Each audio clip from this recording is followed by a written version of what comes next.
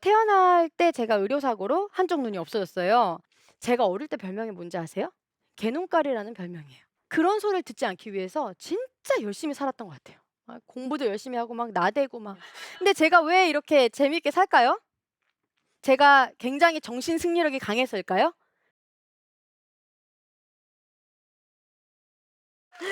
안녕하세요. 안녕하세요. 네, 반갑습니다. 안녕하세요. 제 이름은 김예원이라고 합니다. 제가 일하는 곳은 장애인권법센터라는 곳인데요. 이름이 좀 특이하죠? 예. 특이한 일을 하는 법률사무소라서 그렇습니다. 어떤 특이한 일을 하냐면, 제가 하는 일은 장애인이나 아동이나 노인이나 여성과 같이 사회적 소수성을 가지고 있으면서 인권 침해나 차별을 당하시는 분들을 지원하는 일을 하고 있어요. 근데 그분들 중에 이제 도저히 본인이 이거를 해소할 수 없는 상황에 계신 분들, 헤쳐나가기 어려우신 분들만 무료로 사건을 지원하는 일을 하고 있습니다. 그래서 좀 특이한 일을 하고 있어서 사람들이 물어봐요. 왜 하냐고. 뭐 이 사법시험 합격하고 열심히 돈을 벌어야지 왜 무료로 자꾸 그런 걸 하냐 이렇게 얘기를 하시는데 간단히 말씀드리면 제 성격에 잘 맞아서 하고 있습니다. 예. 재밌으니까. 예.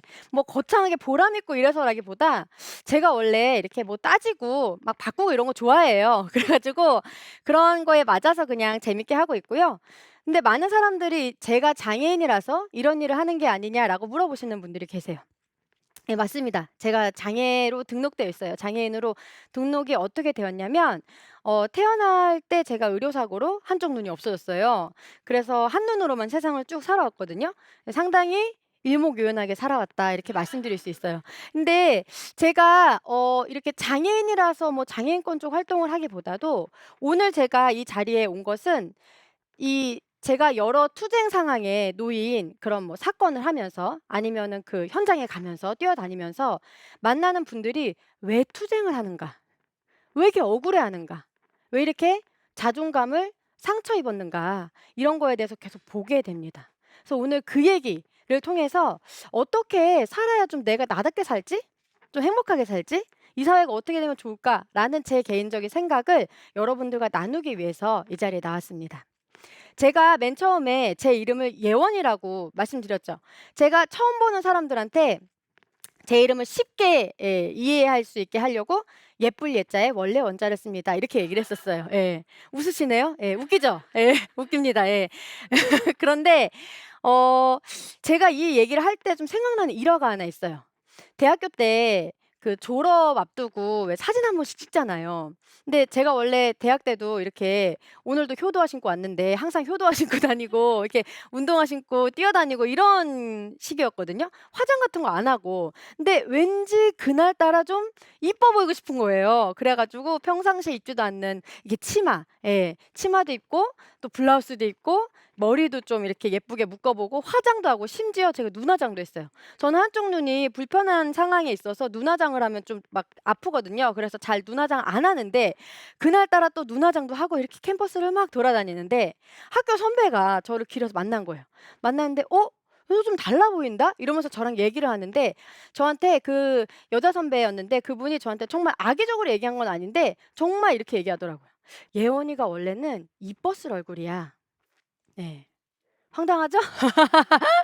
예. 근데 저는 그때 그 일이 순간적으로 쓱 지나가 가지고 '뭐지?' 하고 그냥 지나갔는데 곱씹어 볼수록 기분이 안 좋아요. 예. 왜? 생각을 해 보세요. 우리가 한쪽 눈이 없다고 '이쁘지 못할 것이다.'라고 보는 게 사회적 차별이죠, 일종의. 예. 근데 저도 그거를 살짝 경험하게 된 거예요.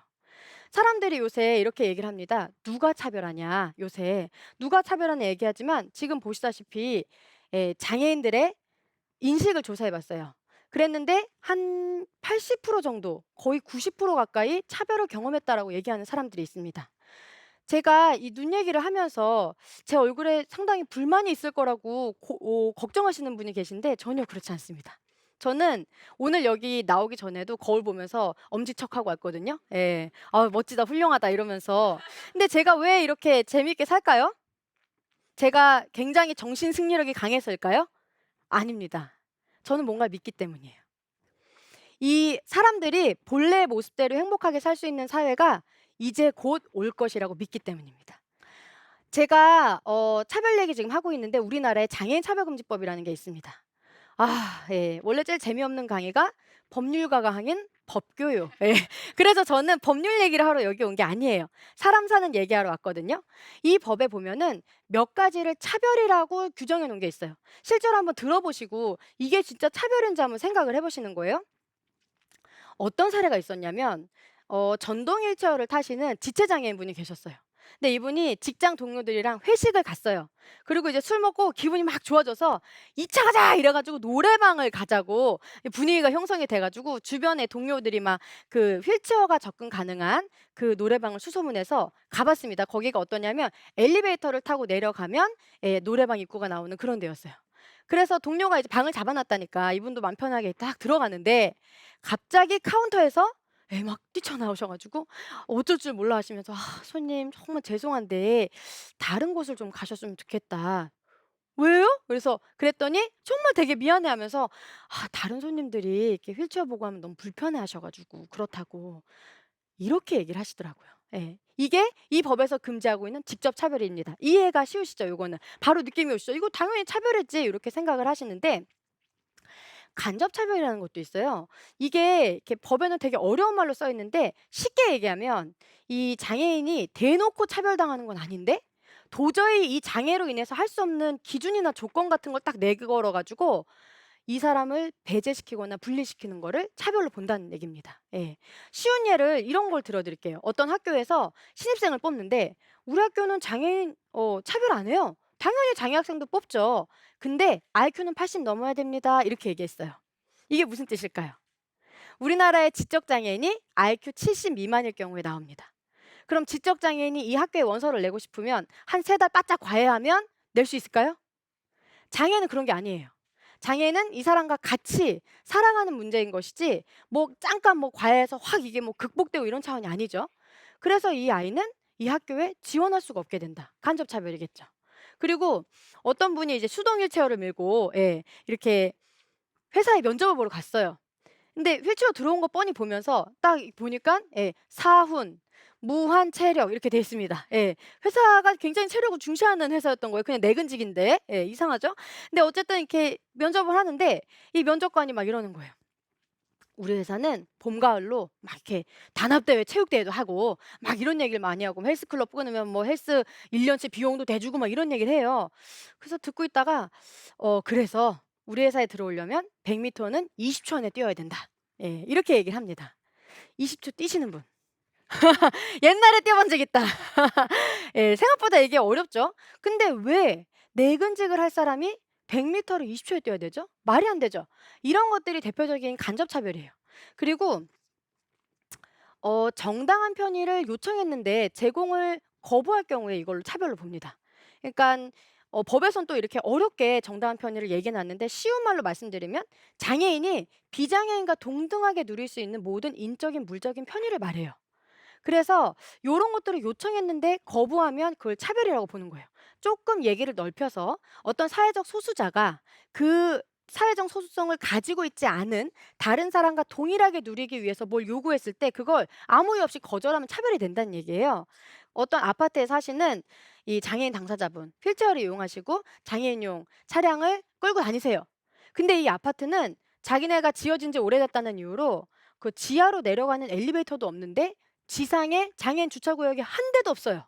근데 아시다시피 아파트는 왜 지상에 다 막 이중 주차해 놓잖아요. 그러니까 이분이 "진짜 못 살겠다. 나 이렇게 주차하기 힘들어서 못 살겠다." 하고 관리 사무실에 갔습니다. 가서 제발 하나라도 좋으니까 그려 달라고 했어요.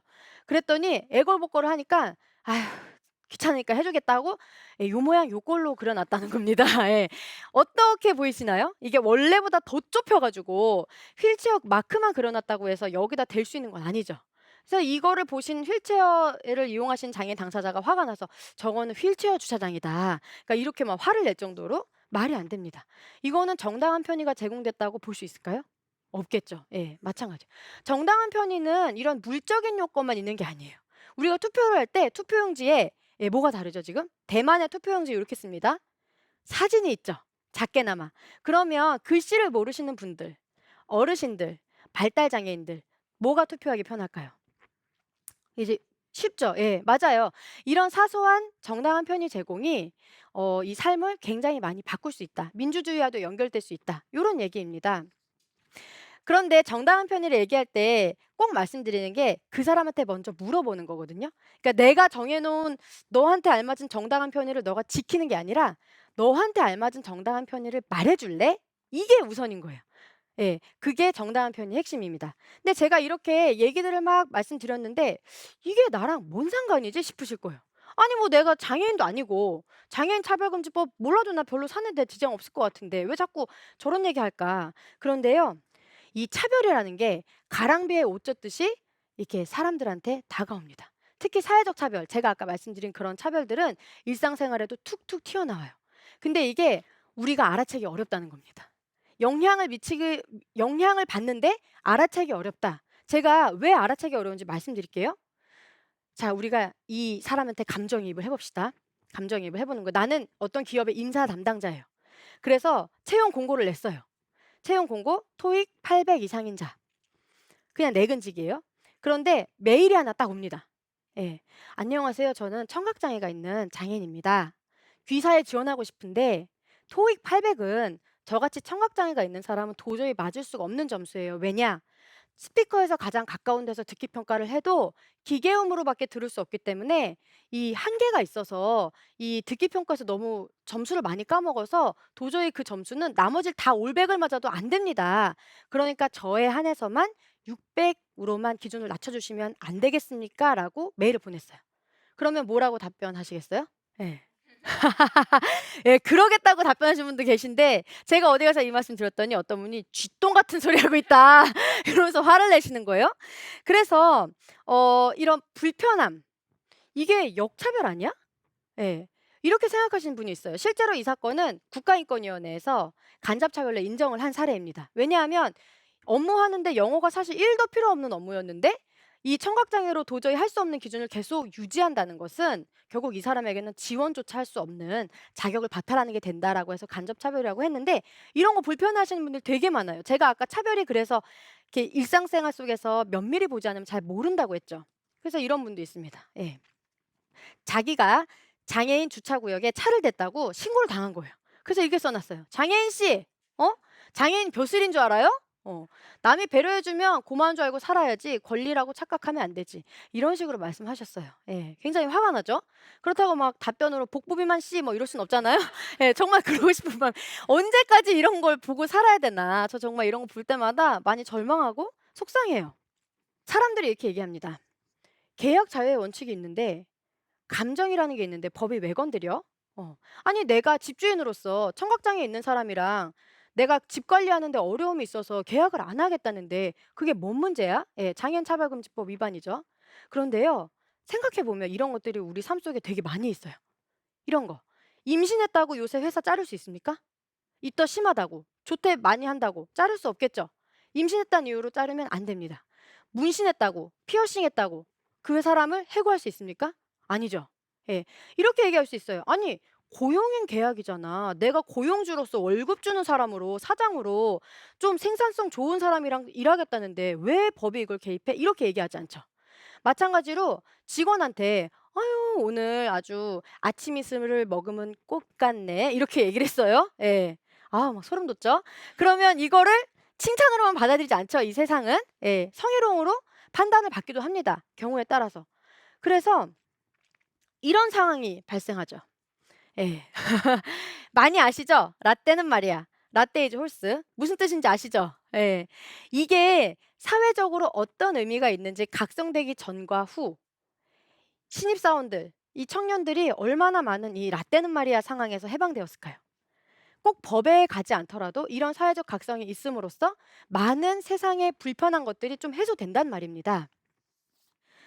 우리가 삶에서 마주하는 차별은 그래서 처벌이나 이런 단순한 얘기가 아니에요. 되게 밀접한, 우리 삶 속에 밀접하게 연결되어 있고 또 영향을 받습니다. 이게 왜 큰 영향을 받는지 그 이유가 우리가 모두 사회적 소수성을 갖고 있기 때문이에요. 어떤 사회적 소수성을 갖고 계세요? 선생님은 어떤 사회적 소수성을 갖고 계세요? 저 같은 경우는 장애 여성이죠. 장애인이기도 하고 여성이기도 합니다. 그리고 저는 아주 나이가 어린 아이들 셋이나 키우고 있어요. 그러니까 엄마 얘기도 하죠. 어디 가서 뭐 공공장소나 이런 데 가면 굉장히 조심하게 되고, 예, 그렇습니다.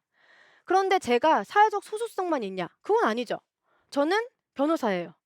나름 전문직이에요. 예, 돈은 많이 못 벌지만 전문직이고, 또 어 제가 이 사회에서 많이 허용되는 이성애자이고, 또 법률론을 하고 있고, 또 이 가정이 정상 가정 프레임에 굉장히 들어맞는 삶을 살고 있어요. 그러니까 그런 측면에선 제가 주류적 입장에 있는 거죠. 제가 말씀드리고 싶은 건 모든 사람은 이런 소수성과 주류성을 같이 가지고 삽니다. 그게 바로 인간이에요. 누구나 가진다는 이 소수성이 가지는 특징이 뭘까요? 이건 바로 자기가 노력해서 극복할 수 없다는 겁니다. 생각을 해 보세요. 제가 한쪽 눈의 장애를 극복하기 위해서 제가 막 비나이다, 비나이다 하면 갑자기 안구가 확 생기지 않잖아요. 그쵸? 그리고 나는 이 땅에서 외국인인데 갑자기 내국인이 되지 않잖아요. 그리고 나는 아동인데 내가 스스로 당사자성을 가지기엔 너무 어린데 알약 하나 먹는다고 갑자기 확 커지지 않잖아요. 이게 바로 사회적 소수성이 가지는 본질적인 특성이에요. 내가 내 맘대로 바꿀 수 없다라는 겁니다. 바꾸라고 강요당하지 않는 것, 어떤 의미일까요? 제가 제 얘기 하나 해드릴게요. 누구나 마음속에 꼰대가 살고 있죠. 예. 꼰대가 한 명 살고 있는 분도 있고 여러 명이 살고 있는 분도 있어요. 여러 명이 사시는 분은 이제 개꼰대라고 부릅니다. 근데 이런 꼰대 얘기를 하자면 저도 사실 변호사 초반 때 아동 청소년 피해자들을 만날 때 저는 주로 형사 피해자들을 많이 대리하거든요. 만날 때 저 나름대로는 친해 보겠답시고 반말부터 찍찍했어요. 예. 뭐 오늘 멋있는데." 뭐 이런 식으로. 처음 봤는데. 예. 근데 제가 일을 하면서 이건 아니구나 싶었어요. 그걸 알게 돼서 그다음부터는 존칭을 씁니다. 맨 처음에 "무슨 님." 이렇게 불러드리고 서로 상호작용을 하면서 존칭을 정리를 해 나와요. 그러니까 사건이 의외로 잘 풀립니다. 어떤 사례가 있었냐면 어떤 아동인데 이제 성착취 피해를 당한 아동이 있었어요. 그 아동이 말도 못할 여러 가지 일들을 겪었는데 그 얘기를 정말 저한테 술술술술 다 해 주는 거예요. 미주알 고주알. 예. 근데 제가 막 어떻게 보면은 되게 너무 마음 아파서 마음을 추스르기 어려울 정도로 그런 얘기를 다 해 주는데 전 되게 고맙더라고요. 그래서 제가 물어봤어요. 왜 나한테 이런 얘기까지 다 해 주는지 고마워서 물어봤는데 이 아이가 저한테 해 줬던 말이 "변호사님은 진짜 제 편인 것 같아서요." 이렇게 얘기하더라고요. 근데 저는 그 말이 제가 변호사 생활을 하면서 들었던 모든 칭찬 중에 가장 기억에 남아요. 너무 마음이 뭉클했어요. 그게 바로, 예, 차별하지 않는 거죠. 있는 그대로 모습 그대로 받아들여지는 것. 그럼 사람들이 얘기합니다. "아 예민해. 불편해. 힘들어 죽겠다. 어떻게 그런 것까지 다 신경 쓰고 사냐." 이렇게 하지만 제가 어릴 때 별명이 뭔지 아세요? 제가 어릴 때 별명이 여러 개가 있었는데 가장 지금까지도 아프게 남은 별명은 개눈깔이라는 별명이에요. 음. 제가 한쪽 눈이, 예, 눈이 감기지도 않고 움직이지도 않고 하니까 애들이, 예, 뭐 인조인간 뭐 여러 가지 별명이 있었는데 그중에 "개눈깔이래." 이러면서 저를 막 쫓아오고 그랬거든요. 근데 제가 그때 그런 소리를 듣지 않기 위해서 진짜 열심히 살았던 것 같아요. 공부도 열심히 하고 막 나대고 막 이런 그런 것들을 막 많이 했는데 제가 그 당시에 저를 다시 만난다면 얘기해 주고 싶어요. "그렇게 안 해도 돼. 한쪽 눈 없어도 괜찮아. 그냥 있는 모습 그대로 너 살아도 괜찮아." 이렇게 보듬어 주고 싶더라고요. 예. 있는 모습 그대로 취향 그대로 존중받으며 산다는 거. 그래서 이런 얘기 "너 얼굴 빠았냐?" 이런 얘기 듣고, 예, 학교 가면 급식충, 애 낳으면 맘충, 그리고 나이 들었다고 틀딱, 이런 얘기 들으면서 사는 거 얼마나 비참할까요? 그리고 그런 트랙 안에 내가 놓여지지 않기 위해서 계속 아둥바둥 해야 된다. 나랑 맞지 않는 옷을 계속 입어야 된다. 얼마나 힘들까요? 그쵸? 이 시대가 차별하지 말아야 되는 이유는 불쌍해서가 아닙니다. 내가 나답게 살기 위해서, 내가 내 모습 그대로 존중받기 위해서 의외로 쉬운 방법, 차별금지법을 향해서 한 걸음 나아가는 길입니다. 여기 계신 분들도 그 길에 함께 해주시길 믿으며 제 강의는 여기서 마치겠습니다. 감사합니다. 감사합니다.